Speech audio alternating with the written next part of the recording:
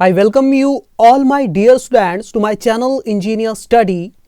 मेरे चैनल में आपका बहुत बहुत स्वागत है।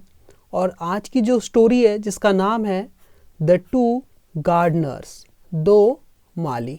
ठीक है, जो बगीचे की सुरक्षा करते हैं, पेड़ पौधे की, उनको बोलते हैं हम गार्डनर या माली। दो है इसलिए यहाँ पर प्लूरल लिखा है गार्डनर्स, देखो एस लग गया है, प्लूरल नाउन है। ओके ठीक है, तो स्टोरी को रीड करेंगे हम लोग, ट्रांसलेट करने वाले। काफ़ी सारे न्यू हार्ड वर्ड्स आप सीखेंगे, ग्रामर भी आपको बताऊंगा, क्या स्ट्रक्चर है वो भी मैं आपको एक्सप्लेन करूंगा। ठीक है, तो हम स्टार्ट करते हैं अगली स्लाइड से, यहाँ से। ठीक है, हर एक वर्ड का हिंदी मीनिंग मैंने नीचे लिखा हुआ है, क्या क्या मीनिंग होता है हर एक वर्ड का, ताकि आपको ट्रांसलेशन में थोड़ी सी आसानी हो सके। ओके, वंस एक बार क्या हुआ, there lived two neighbours who used to grow the same plants in their respective gardens. तो एक सेंटेंस को पूरा रीड कर लेना एक बार, फिर ट्रांसलेट करना है हमें। ठीक है ना, वंस एक बार क्या हुआ, देयर लिव्ड मतलब रहते थे। कौन रहते थे? टू नेबर्स, दो पड़ोसी रहते थे। हु जो, यूज्ड टू ग्रो मतलब उगाया करते थे। ग्रो करना मतलब उगाना किसी चीज को, पौधे, पेड़ पौधे को, है ना।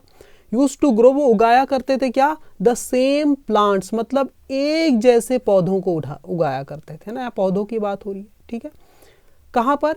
इन मतलब में, देयर यानी अपने या उनके, किसमें? रिस्पेक्टिव मतलब संबंधित या उनसे जुड़े हुए, गार्डन्स मतलब उद्यानों में। कहने का मतलब है अपने अपने उद्यानों में। रिस्पेक्टिव गार्डन्स मतलब अपने अपने जो उनसे संबंधित जो उनके गार्डन्स है, उद्यान है, वहां पर वो क्या करते थे, दो पड़ोसी एक जैसे प्लांट को उगाया करते थे। ठीक है, अब आप ये देखो, यूज्ड के साथ हमेशा टू प्लस वर्ब की बेस फॉर्म लगती है। इसका मतलब क्या है? पास्ट की हैबिट को बताते हैं हम लोग, है ना। जैसे मैं स्कूल जाया करता था तो कैसे बोलूँगा? I used to go. I used to go, मैं जाया करता था कहाँ? स्कूल। तो यहाँ पर लिखना पड़ेगा, टू लगा के लिखते हैं, टू स्कूल। ठीक है, I use to go to school. मैं इंग्लिश पढ़ाया करता था, मेरी मान लो पास्ट की हैबिट थी, मैं इंग्लिश पढ़ाता था। मान लो अब मैं वो काम नहीं करता, तो मैं कैसे बोलूँगा? I used to teach English, to teach English. Okay, तो इस टाइप से आप यूज टू का इस्तेमाल यहाँ पर सीख गए। तो ये छोटी छोटी जो ग्रामेटिकल पॉइंट्स है वो भी मैं आपको आज एक्सप्लेन करते हुए चैप्टर पढ़ाने वाला हूँ। ठीक है, ओके। तो क्या हुआ, once there lived two neighbours, एक समय की बात है, दो पड़ोसी रहते थे। हु यूज्ड टू ग्रो जो उगाया करते थे, क्या? द सेम प्लांट्स एक जैसे पौधे, इन देयर रेस्पेक्टिव गार्डन्स मतलब अपने अपने उद्यानों में। वन नेबर एक पड़ोसी, जो दो पड़ोसी थे उनमें से जो एक पड़ोसी, वॉज मतलब वो था, कैसा था? फजी। फजी मतलब होता है चिड़चिड़ा, काफी फजी था, चिड़चिड़ा टाइप का था। एंड टुक एक्सट्रीम केयर, बड़ा चूजी टाइप का था, है ना। फजी चिड़चिड़ा टाइप का, बड़ा चूजी टाइप का, हर चीज जिसको एकदम सिस्टोमेटिक चाहिए उसको बोलते फजी, है ना। वो बहुत ज्यादा फजी था, चिड़चिड़ा टाइप का था। एंड और क्या करता था वो? Took care. देखो टेक केयर की पास्ट फॉर्म है यहाँ पर, टेक की पास्ट फॉर्म टुक है ना, टुक केयर। और यहाँ पर लिखा एक्सट्रीम, मतलब टेक केयर का मतलब क्या होता है? देखभाल करना। और एक्सट्रीम लग गया बीच में, मतलब बहुत ज्यादा देखभाल करना। और पास्ट फॉर्म है मतलब करता था, है ना। वो क्या करता था? वन नेबर वॉज फजी, वो बहुत ज़्यादा फजी था, चूजी था, चिड़चिड़ा टाइप का था, बहुत ज़्यादा मतलब छोटी छोटी चीज़ों पे ध्यान देता था, बड़ा बारीकी वाला था, है ना। एंड टुक एक्सट्रीम केयर, और बहुत देखभाल करता था, बहुत ज़्यादा केयर करता था, ध्यान देता था। और ऑफ लगा के लिखते हैं, किसका केयर करता था? ऑफ हर प्लांट्स मतलब अपने पौधों का। अब यहाँ पर जो पड़ोसी है, जो जिनकी बात की जा रही, वो लेडीज़ है, वुमन है, इसलिए यहाँ पर हर लिखा है। ये जो एक पड़ोसन थी, है ना, पड़ोसी थी, वो क्या करती थी? काफ़ी चिड़चिड़ी थी, फजी थी, और अपने पौधों का बहुत ज़्यादा केयर किया करती थी, है ना। दी अदर मतलब जो दूसरी वाली जो पड़ोसी, दूसरा जो पड़ोसी था, दूसरी पड़ोसी, दी अदर नेबर जो दूसरी पड़ोसी थी, उसने क्या किया? डिड मतलब वो करता था या करती थी, अब यहाँ लेडीज है तो करती थी, क्या करती थी? What was required. वॉट मतलब जो, वॉज मतलब होता था या जो था, रिक्वायर्ड मतलब जरूरी। जो दूसरी पड़ोसी थी वो क्या करती थी? वही काम करती थी जो जरूरी है पौधों के लिए, बहुत ज्यादा केयर नहीं करती थी, एक्सट्रीम केयर नहीं करती थी। ठीक है ना, जितना जरूरी बस उतना ही किया करती थी। ठीक है, तो ये हो गया। बट लेकिन left the leaves of the plants alone, बल्कि वो ज्यादा एक्सट्रीम केयर नहीं करती थी, बल्कि इसके बजाय वो क्या करती थी? लेफ्ट वो छोड़ देती थी, है ना। लीव मतलब छोड़ देना अपने हाल पे, तो यहाँ पर लिखा है लेफ्ट, वो छोड़ देती थी क्या, द लीव्स मतलब पत्तियों को, ऑफ द प्लांट मतलब ऑफ मतलब कि किसकी, द प्लांट्स मतलब उन पौधों की जिन्हें वो लगाया करती थी, उन पौधों की पत्तियों को छोड़ देती थी, अलो मतलब अकेले छोड़ देती थी, टू ग्रो मतलब बढ़ने के लिए, है ना, ऐसी छोड़ दिया करती थी। एज दे प्लीज्ड जैसा वे चाहें, प्लीज मतलब जैसा वे चाहते थे, है ना, चाहते थे वैसे ही उनको बढ़ने देती थी, ज़्यादा उनके साथ बहुत ही ज़्यादा केयर नहीं किया करती थी, ठीक है। वन इवनिंग एक दिन शाम को क्या हुआ, एक शाम को there was a huge storm मतलब there was a huge storm मतलब एक बहुत बड़ा तूफान, बहुत तेज तूफान था। एक शाम को क्या हुआ, बहुत तेज तूफान था, बहुत ज़्यादा तूफान आ गया, है ना। अकम्पनीड बाय मतलब के साथ, किस चीज़ के साथ आया वो तूफान, हेवी रेनफॉल मतलब तेज बारिश के साथ। तूफान तो था ही लेकिन एक तेज बारिश भी हो गई, तो यहाँ अकम्पनीड बाय का मतलब होता है के साथ साथ, है ना, तूफान के साथ साथ हेवी रेन्स मतलब तेज बारिश भी हुई। द स्टॉर्म मतलब उस तूफान ने क्या कर दिया, destroyed many of the plants, उस तूफान ने क्या कर दिया, डिस्ट्रॉयड मतलब देखो डिस्ट्रॉय की पास्ट फॉर्म में ईडी लगा है, डिस्ट्रॉयड मतलब नष्ट कर दिया। क्या, मैनी मतलब कई, ऑफ यानी में से, सिलेक्शन के काम आता है ऑफ कई बार, है ना।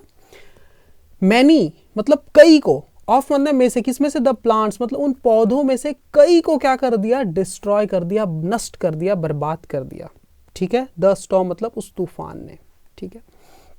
अब क्या हुआ, द नेक्स्ट मॉर्निंग मतलब अगली सुबह, व्हेन जब, द फजी नेबर मतलब जो बहुत ज़्यादा चूजी था, जो बारीक बारीक चीज़ों पे बड़ा ध्यान देता था, है ना, मिजासी टाइप का, है ना। व्हेन द फजी लेबर मतलब जो चिड़चिड़ा पड़ोसी था, फजी पड़ोसी, वोकअप जब वो उठा ना, देखो वेकअप WAKE वेकअप की पास्ट फॉर्म क्या होती, वोकअप, जब वो उठा, शी फाउंड जब वो उठी, शी फाउंड तो उसने पाया, उस पड़ोसी ने पाया, क्या पाया, दैट की the plants had been uprooted, the plants मतलब वे जो पौधे थे ना उसके बगीचे के, गार्डन के प्लांट्स, हैड बीन अपरूटेड मतलब उखाड़े जा चुके थे, है ना, वो उखड़ चुके थे, उखाड़े जा चुके थे तूफान के द्वारा, है ना।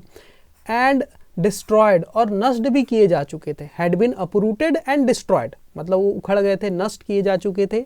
हाउएवर हालांकि, when the more relaxed neighbour हालांकि या बल्कि, व्हेन जब द मोर रिलैक्स्ड नेबर जो काफ़ी आराम फरमाने वाला जो पड़ोसी थी, है ना, ज़्यादा मतलब एक्सट्रीम केयर नहीं करती थी, है ना, जब वो वोकअप मतलब जब वो उठी, है ना। When the more relaxed neighbour woke up जब बहुत ज़्यादा आराम फरमाने वाली जो पड़ोसी थी वो जब उठी, शी फाउंड तो उसने पाया, क्या पाया, दैट की हर प्लांट्स उसके जो पौधे थे, वर मतलब थे, स्टिल अभी भी, कैसे थे, फर्मली रूटेड मतलब दृढ़ता से गड़े हुए थे, इन द सॉइल मतलब मिट्टी में, हैविंग वेदर्ड मतलब सहने के बाद भी, क्या, द स्टॉर्म मतलब उस तूफान को। देखो WEATHER वेदर का मतलब होता है सहन करना, WEATHER वेदर, और ED लग गया तो ये थर्ड फॉर्म बन गई V3। तो हैविंग के बाद जब वर्ब की थर्ड फॉर्म लगती मतलब उस एक्शन के होने के बाद, है ना। हैविंग गॉन मतलब जाने के बाद, हैविंग टॉट मतलब पढ़ा दिए जाने के बाद, हैविंग पनिश्ड मतलब सजा दे दिए जाने के बाद। वैसे ही हैविंग वेदर्ड, वेदर का मतलब होता है सहन करना, ये भी होता है वेदर का मतलब, और ED लग गया थर्ड फॉर्म लगी, हैविंग वेदर मतलब सहन करने के बाद, किस चीज को, हैविंग वेदर्ड द स्टॉर्म मतलब उस तूफान को।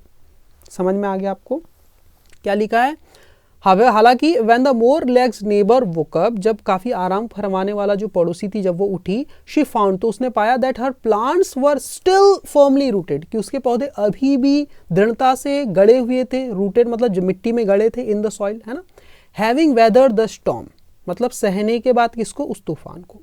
The plants of the relaxed neighbour, ये जो रिलैक्स्ड पड़ोसी थी, थिसिल पड़ोसी, है ना, उसके जो प्लांट थे ना, हैड लर्नड वो सीख चुके थे, हैड के बाद वर्ब की थर्ड फॉर्म मतलब ऐसा हो चुका था, वो क्या सीख चुके थे, टू डू मतलब करना, थिंग्स मतलब चीजों को, ऑन इट्स ओन मतलब अपने बल पर, वो अपने बल पे चीजों को मैनेज करना सीख चुके थे, ठीक है।